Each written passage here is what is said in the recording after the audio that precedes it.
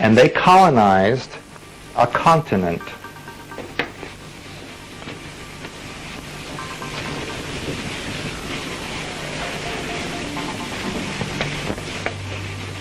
And there were two main continents at the time.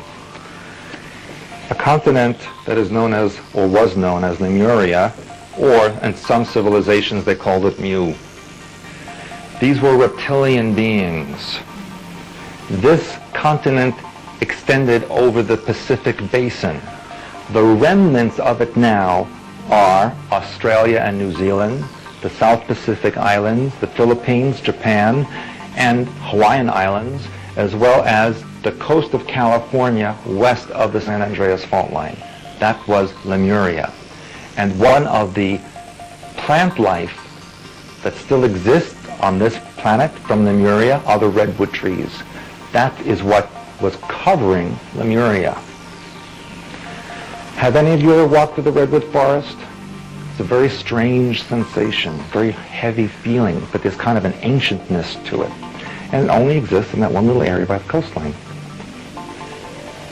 Now, they existed on this continent. There's a vast continent for many thousands of years before the human refugees who were originally from Lemuria, from Lyra, and now were underground in Mars, and they needed a place to go.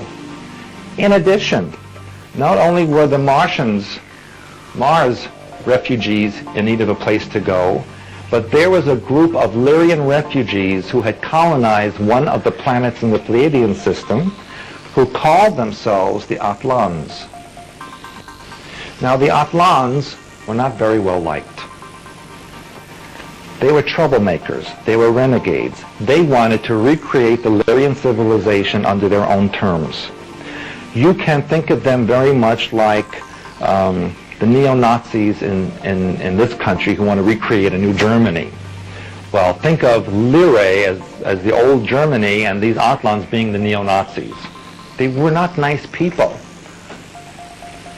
And so it was decided that the refugees who were the Atlans and those who were on Mars would be allowed to also colonize the Earth, because quite frankly, the human refugees wanted to get rid of them.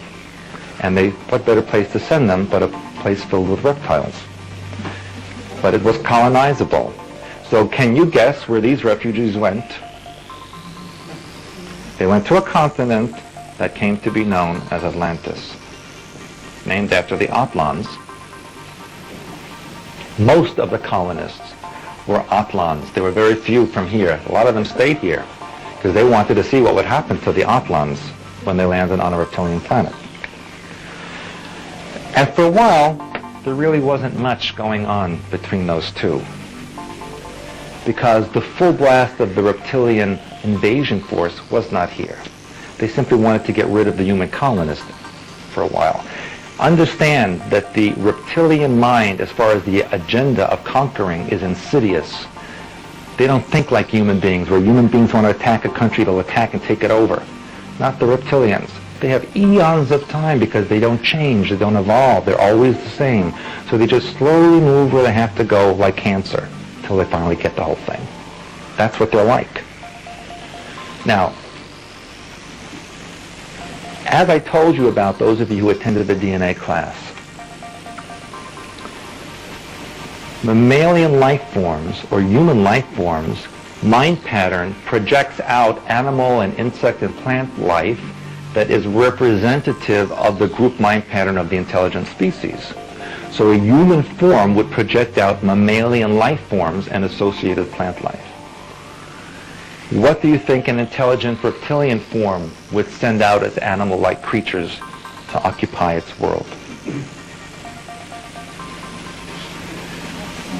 Snakes, but in those days, dinosaurs. And there were many dinosaurs on the earth at that time. They were, for all intents and purposes, the domesticated animals of the reptilians. And that was a problem for the Atlanteans because these creatures were tremendously large. And they wouldn't keep their pets fenced up. Okay? So there was conflict between the two of them, and there were battles between the two of them.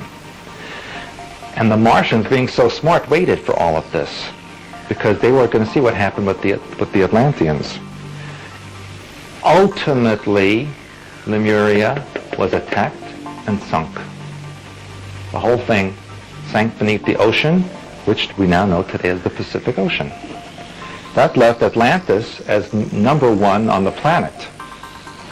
And they started colonizing other areas as well. One of the places that they were looking to colonize was in what we now call Central Asia. But because they already had an entire continent to themselves, it was decided that the refugees from Maldek and Mars be allowed to colonize that area. And they colonized an area that we knew as Sumer, or the Sumerian civilization. It was colonized by the Martians. These were blonde-haired, blue-eyed people. If you put a blonde-haired, blue-eyed person in a deprivation tank where there is no external forces influencing the body, and all that's left is the natural biorhythm, the natural day for that person is 26 hours. That is the daytime length of the planet Mars. There's an exact match to blonde-haired, blue-eyed people biorhythm to the planet Mars. No other race has that category. Most other races on the Earth have a 24-hour biorhythm. Well, at the same time, there was trouble going on in Atlantis as well, because there was infighting among all of these people, and there was also the influx of another civilization from a star system called Sirius A, which I spoke to you about in the last time I did a seminar here. Now, what do you think happened to the remnants of the reptilians after Lemuria sank? Anybody? Many of them, if not all that were left, went underground. They went inside the earth. And I mentioned this in the lecture last night at the library, and I'll repeat it for you here. The earth is hollow. All planets that are formed the way the earth was formed are hollow. When you have a molten piece of material ejected from a star, as that molten piece spins in space and cools off, the material inside pushes to the side. And as it pushes to the side, the gases that are formed are pushed out of the poles of this now circular object, creating openings where the gas has now been ejected. And what is left is trapped between two platelets, the molten lava, which is between the outer crust and the inner crust, and then the hollow space. Now the pressure created by this molten lava that's now trapped between these two crusts is ejected specifically at the 19th parallel. That's where the Hawaiian volcanoes are. If you look along the 19th parallel, most of the volcanoes are along that area, or within a couple of 100 miles of it. If you look at other planets, all of them have volcanic activity at the 19th parallel. The largest volcano in this solar system is in Mars at the 19th parallel. The red spot at Jupiter, 19th parallel. Moons of Neptune and Jupiter and Saturn have craters and volcanic eruptions at the 19th parallel. This is a scientific fact. This information was embedded in the geometry of the pyramids and monuments on Mars. If you take the trigonometry of the Martian pyramids and the face on Mars, and you do the math, it tells the story of the 19th parallel. And where do you find that replicated on Earth? At the Giza Plateau. The face on Mars is equal or equivalent to the face on the Sphinx. And what body does the Sphinx have? A lion. There's that lion again.